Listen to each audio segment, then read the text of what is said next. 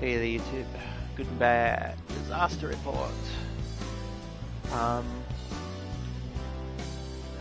This is a long-running PlayStation game. I believe it started on the PS1 or the PS2, I can't remember exactly, but a long time ago. I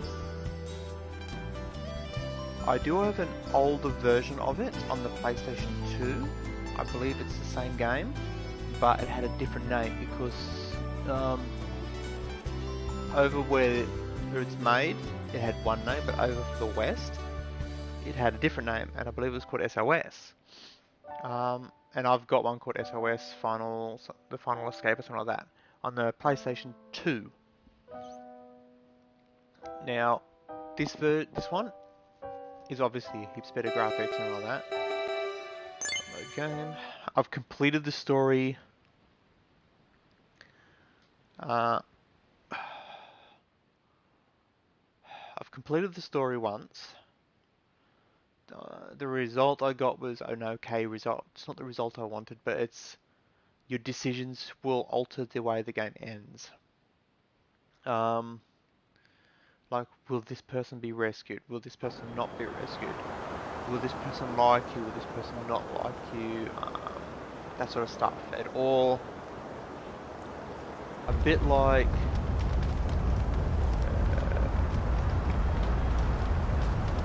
a lot of the games that promise, different outcomes, and you don't get it. This one, you do actually get it to a certain, like, it's not completely different. You still like do a certain thing, but not who is alive at that point or who's not alive at that point. Right? Or the original Mass Effect was a good example. A lot of people were complaining because the decisions you made at the end of literally just make a choice. The decisions you made prior had no influence. This game, it's more of a, if you let someone die or you don't do a certain thing, that tells it to yes, that is to be at the end, or no, that's not to be at the end. And if certain events are done, then at the end a certain thing might trigger, whereas if it didn't happen, then it won't trigger. That is a thing in this game.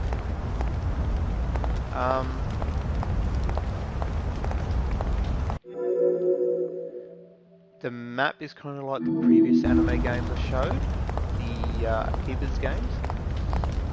It's split into small areas, so that curved road, that's a load area. If I go this way, I obviously can't go that way because it's blocked off. I can't go that way because there's a building in the way. And I can...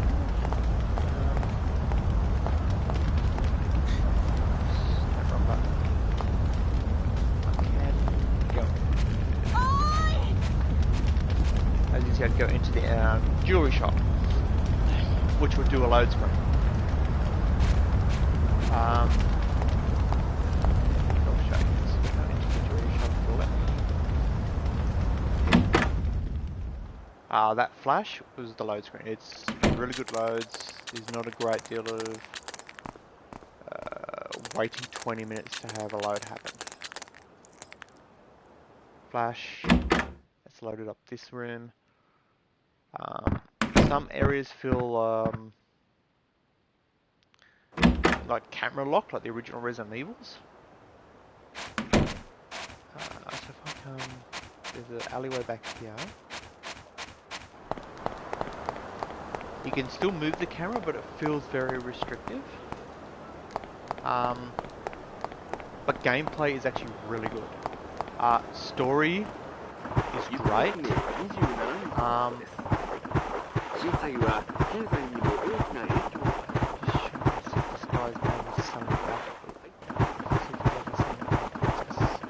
can find clothing or buy some clothing.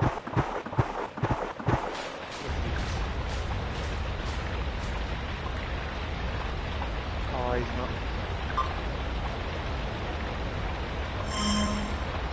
Oh, here we go, yeah. So you can select some items.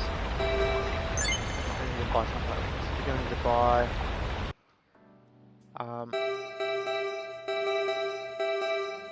cowboy outfits. What's he charging for that? He's chosen 16,000, I'm going to assume yen.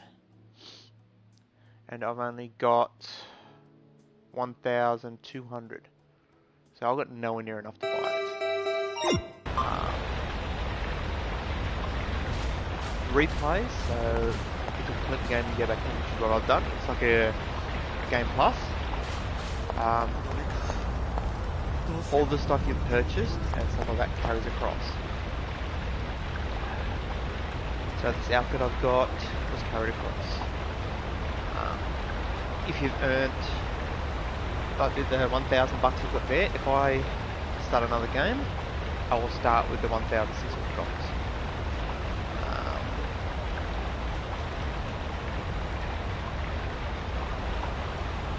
Let's think.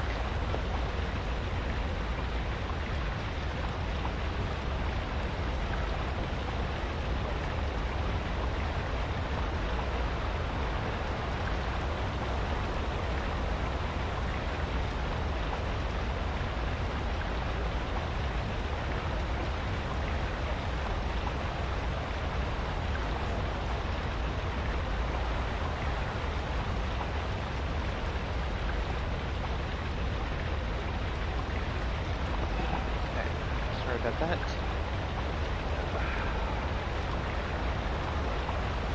Medical issues are flaring up. The weather's not helping it, so what more to us? But graphics, quite good graphics. It handles relatively good. There are occasional times when you wish you could adjust certain things, like camera, distance from the character and all sorts of stuff. You wish you could tweak that, or controller layout. Options. There's no real controller layout option.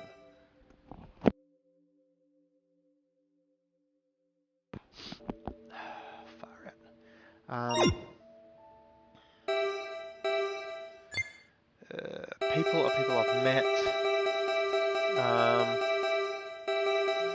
Here's a good example, if I can find her in the list. That person there. I've just recently refound her again. There's a mini story involving her in the game. The choices I made somehow didn't get the outcome I wanted with that character. Same with this guy here. Word of warning, he's a... what do you call it? You know when you've got a disaster, there's always somebody who tries to make the most money out of it. He's that guy. And it's like, where's the option to, I don't know, handcuff him, or next time you see him, whatever. There's none of that sort of options. It's like, it's not that in-depth.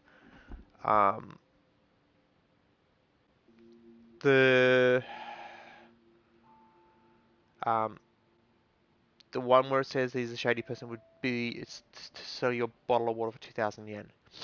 There's an achievement you get in game. It's not like a PlayStation thing or anything like that. It's an in-game thing to get a reward. You have to buy an item off him, an overpriced item. So I did that just to get the reward. It's annoying as hell, but it's one of those niche JRPG style things they do.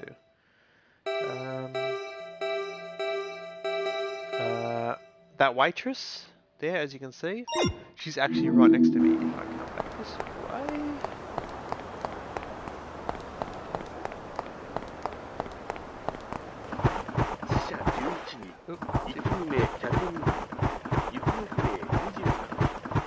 That's her sitting on the counter.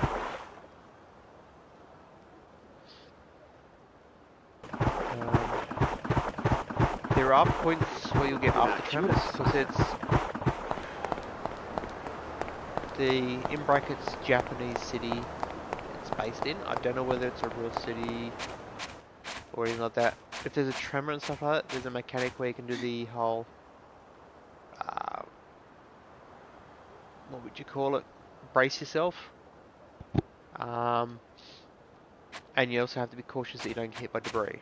So like a part of a building might fall down, and you have to dodge that sort of stuff. It is really entertaining if you're into the story, slow burn, interactive stuff. It's a good story. I find it's a little too easy to get lost. The game doesn't clearly say, go here, do that.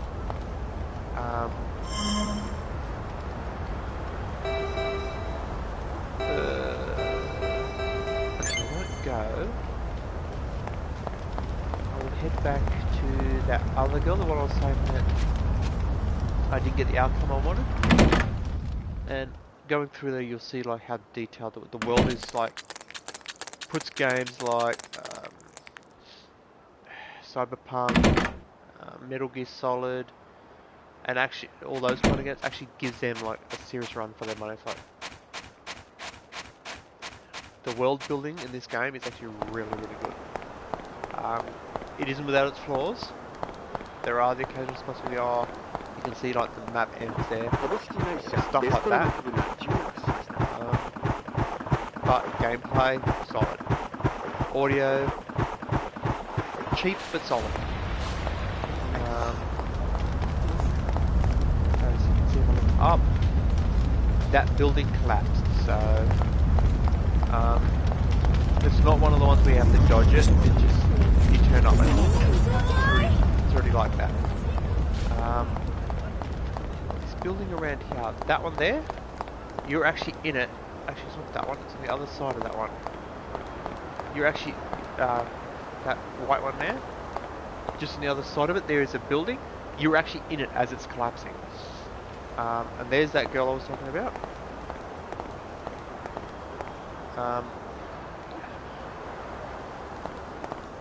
You can have romantic encounters or flirtatious encounters with NPCs. There is a good chunk of different people. Not like, oh, I just saw that character like 2 seconds. They relatively are. Like, it looks similar to the one I was talking about, but as you can see, they all look slightly different, so it's a good variety. Price, it's a little cheaper than full price game. I don't think it wasn't $100, it was for them correctly like 70 or 80 bucks, so a little bit cheaper. So American, if their full price game's 60, you'll say $40 or $50 game. I can't tell you for sure what the American price would be because I'm not American.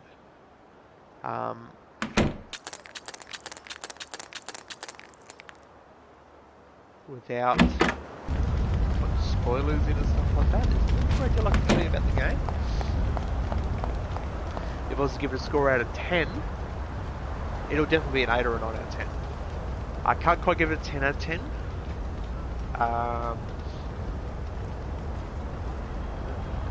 Because it does have its obvious niggling issues. It is VR compatible. There is a VR mode. The VR mode isn't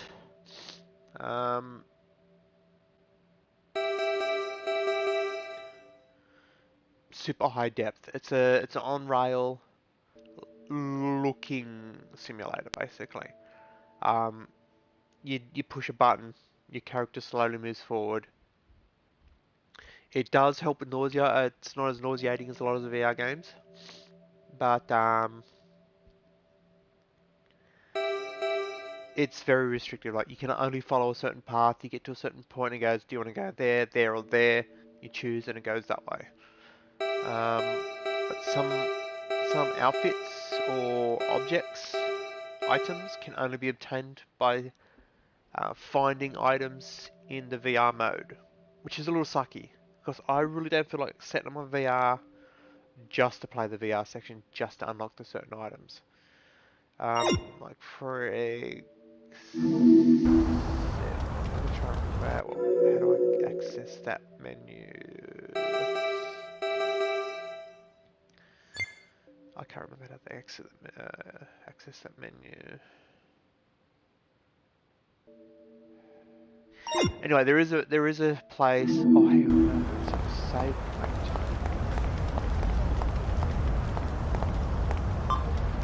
Save. I made something nice. Exchange VR points for items. These items here can only be obtained by exchanging VR points, and VR points are found in the VR mode. So you go into VR and you find, they're like a token that you find by spotting it in the world. You look at it and you press a button, and congratulations, you found the token. They're usually like in spots where like the character will walk past an overturned chair. You turn around, you look under the bit of the chair that is the tent, if you want to call it that. It's the bit where the wall and the floor and the chair would that little hole. It'll be in there. You got to look in there, push the button. If you see the thing, push the button, and it'll go, okay, you collected it. As you can see there, where is it? So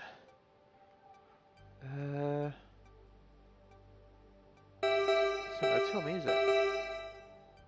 Oh yeah, there it is, just above. Okay, just above where the bag is. I've got 8 points. But as you can see, all the outfits are like 150 points. The hat is 80 points, and I've got 8 points. It's like, it'd be super grindy, and I really don't feel like pulling out my VR headset, sitting in there for 20 hours, trying to find enough points to purchase something. Translation is a slight issue, like as you saw there. You go to the save point. You'd think us being Westerners, like leave would be like leave the game or something like that. No, leave is leave the save point. So return to title screen. That's self-explanatory. Return to title screen. That is the leave or exit. They got save, rest. All rest does is if you're low on energy, you regain your energy and stuff like that. Saving saves the game.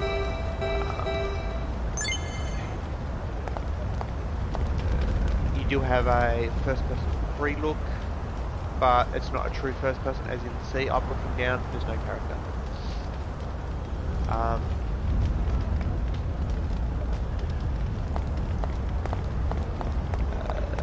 The world itself. If I get a map, there's quite a few. Like if I, there's quite a lot of different areas you can go to. I'm not even scrolling through all of them. The areas all look really detailed. I'm yet to find an area. This area I'm in right now, this spot looking this way, is the least detailed the map gets. And if you ask me, this is way beyond. More than enough. I'll proceed. And I'll proceed again. It's those kind of things where you got to press the button like 6 times to do one thing, which get a little annoying. But the gameplay and the story and the mechanics all make up for it. Again, without spoiling too much, there's a part where you're actually going around on a boat in a flooded region, which is obviously closer to the shore. Because what's happened is there's an earthquake, a big earthquake. And you're on a bus at the time in the city centre. And the aim is basically just return home, basically. But because you're a nice person, you help whoever you can. But you can choose to help people or not. So like that girl that I was talking about before, I helped her out. She was in that building. Technically, that particular case, you have to help her to progress. But like, for example, here's a good example here. This girl here is playing guitar. She's busking. I think it's the guy that's in the jumper, or might be the suit, I can't remember. Makes a comment calling her, how do I say it politely? a low life, because she's trying to get money out of people or playing music in a situation where the city's falling apart. You can defend him and say that, yeah, he's right, you shouldn't be busking. Like, or you can defend her because she says she's not doing it for the money, she's doing it to make people feel like there's hope, and you can defend that. Or you can just stay out of it. And that will alter the... If you bump into her again and you defended him, she will dislike you. If you bump into her again and you defended her, she will like you. If you bump into her again and you did nothing, she'll be indifferent. That is the kind of knock-on effect that happens during the game. So, if for example, she doesn't, but just say she has a vehicle that is still working, and later in the game you need that vehicle and you bumped into her, but you did not defend her in this situation, she might say, no, you can't have my car, and just drive off without you. Whereas if you defended her, she'd go, oh yeah, you defended me, jump on in. No problem. That's the kind of interaction that just a simple situation here could influence down the story. And that is the stuff that I love about this game. The world itself is, admittedly, all these like NPCs, they're a step above Cyberpunk when it comes to the AI. They are literally just walking a path. They're walking down there, flipping back, and walking back up here. And I think, oh yes, that's my character's ladder might fall. Where are we? Basic info. The stomach, she's hungry. And she only has a little need for the bathroom. So there is survival elements. They're not super hardcore though. So stress levels, if you keep doing stuff that stresses the character out, she'll become stressed. If you don't drink, you don't eat, they'll get thirsty and hungry. As you can see, her stomach is empty, so she's hungry. She has a high appetite and a little need for the bathroom. According to that, she's slightly injured, because I believe health is supposed to be 100 and she's 97. And there's some statistics of my gameplay. So she's got the highest amount of value I've got is 1,153,620 yen. So it is in yen. Times I've fallen over is 10 times. Distance traveling, usual stats. So if she wants fed, do I have... I don't think I've got any food in here. No food. So ideally I need to find myself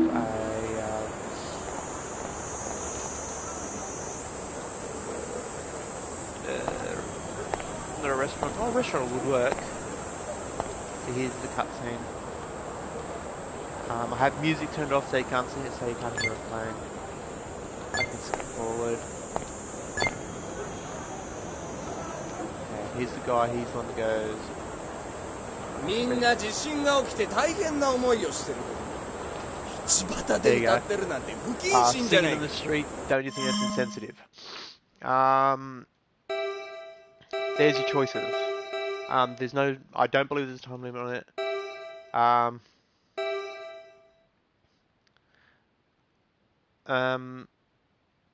You can say to him it's none of his business. In other words, like, butt out.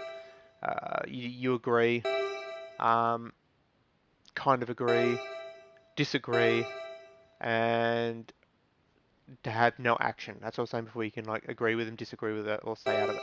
But I'm going to agree with her and say, don't distract her. I can't. 歌の邪魔をしないでよ。聞こえないじゃない。なんだと？邪魔なら場所を変えるわ。なんだなんだ。可愛げがないな。可愛げ？歌うのに可愛げが必要なの？別にそういうわけじゃ。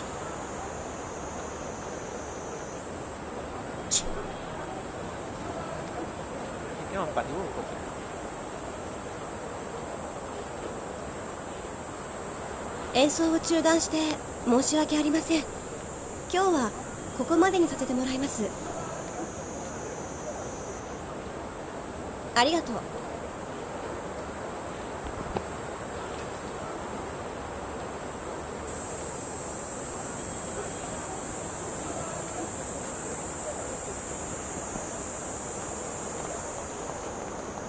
there you go. I've just agreed with her, or not so much agreed with her, but defended her, so that later on she'll remember that, and it can influence the decision she makes. Thinking, okay, let's see if I can get this character food. Register worker, sorry, we are closed. No, can't get food here. I know there is a supermarket or a corner store in the area, but trying to find that is what I was saying, that it's easy to get lost. I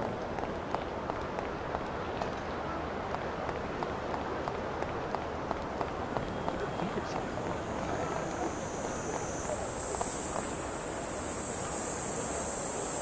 actually, I think it's on the bridge over there.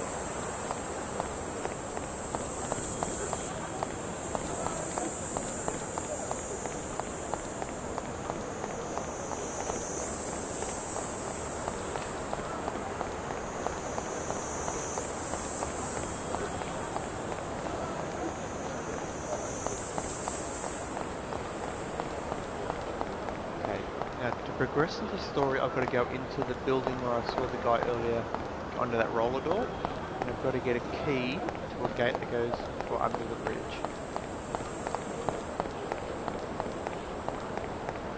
But because it's not a gameplay stream, it's a good or bad stream. I'm not going to spoil any more of the game. I do recommend it, get the game. If you're not a strong reader, the subtitle situation could get quite difficult, especially if they're using a lot of speech in that particular scene. Because there is no option in the option menu to change the voiceover to English. It's Asian, that's it. Full stop, no change. So if you're English speaker, put subtitles on.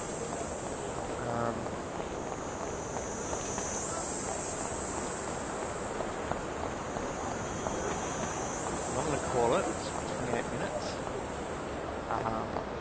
Good game. Not full priced, so it's a little under full price. If I remember correctly, I think it was at 60 or 70 bucks in my region. So American, that would be, as I said before, I think it's like $40 or $50 game in America. I would give it a good 8.5, 9 out of 10. It can be a little frustrating sometimes when it's not like, yeah, I need food, but where do I find food? Like, if I bring up my maps and try and find it on my map, it's like, yeah, good luck on finding restaurants or whatever in here. As you can see, there's 2 spots on the map, and it doesn't say, do I go this way for a restaurant or that way for a restaurant.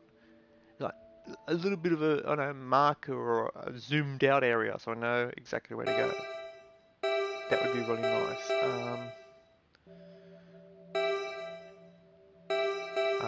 That's the beginning area. That's the bus I came in. As you can see, there is a handful of markers. The blues are normally like shops and stuff. Oranges are like people, and the greens are like points of interest or memories, if you want to call it that. That's a hole, so it's like I started at the bus, which is all the way there, and then eventually you get to the hole, which goes to the next area. If I get enough views on this, I can do a playthrough of it, but that's the quick show of this. Again, disaster report number 4. I recommend it. Again, subtitles, you can't have English or whatever language you speak. I believe it's Japanese, so you only get the Japanese, the audio. And if you can look past some of the Japanese nuanced stuff that's in here, for example, like Japanese style clothing, Japanese beliefs and the stuff like that, like the whole bit with the musician going, where the guy's going like that's disrespectful or whatever. It's like in the West that wouldn't be considered disrespectful, but over there it could be considered that. So you got to take that into account when you're playing the game. You can change your outfits at any time, and it changes in real time. I'm going to call it. That's a half hour. So, disaster report 4, 8.5 out of 10. If I had to give it a score, is it good or bad? It's good. It's a thumbs up.